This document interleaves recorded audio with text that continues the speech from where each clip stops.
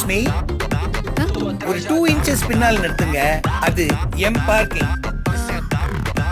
Sir ஒரு 5 minutes. நான் சொன்னா rule is a rule. House owner பிரச்சனையா?